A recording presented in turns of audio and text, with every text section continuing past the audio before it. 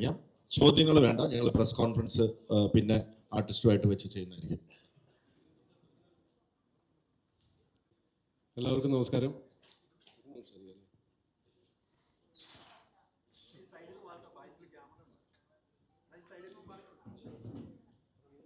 അപ്പോൾ ഇവർ പറഞ്ഞതൊക്കെ തന്നെ, വേറെ പ്രത്യേകിച്ച് പറയാനൊന്നുമില്ല. പടം ഗംഭീരമായിരിക്കും എന്ന് പറയാൻ മറ്റേ അന്ധവിശ്വാസം ഇടയ്ക്കൊക്കെ തലയിൽ കയറും. അതുകൊണ്ട് അങ്ങനെ ഞാൻ പറയുന്നില്ല.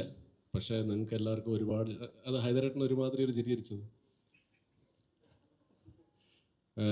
പക്ഷെ നിങ്ങൾക്ക് എല്ലാവർക്കും ഇഷ്ടപ്പെടുന്ന ഒരു സിനിമയായിരിക്കും, ഒരു ഹോൾസം എൻ്റർടൈനർ ആയിരിക്കും.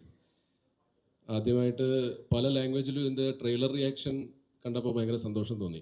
ഇന്ന് ഇടയ്ക്കിടയ്ക്ക് സമയം കിട്ടുമ്പോഴത്തേക്കും ട്രെയിലർ റിയാക്ഷൻ ഏതൊക്കെ ലാംഗ്വേജിൽ നിന്ന് വന്നെന്ന് നോക്കലായിരുന്നു പണി.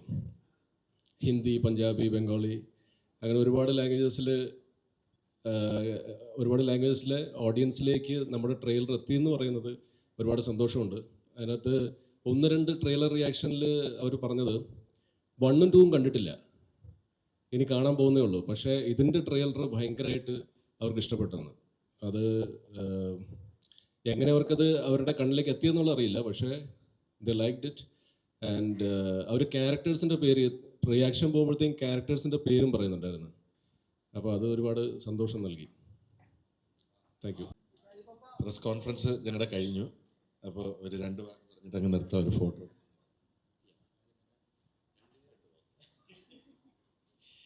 എല്ലാവർക്കും നമസ്കാരം.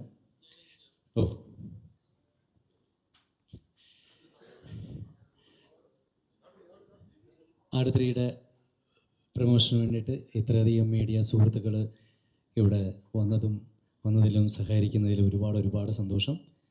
എല്ലാവരും എല്ലാ കാര്യവും പറഞ്ഞു കേട്ടിട്ടുണ്ടാവും. അപ്പോൾ മാർച്ച് 19-ാം തീയതിക്ക് വേണ്ടിയിട്ട് ഞങ്ങളെല്ലാവരും വെയിറ്റ് ചെയ്യാണ്. Thank you.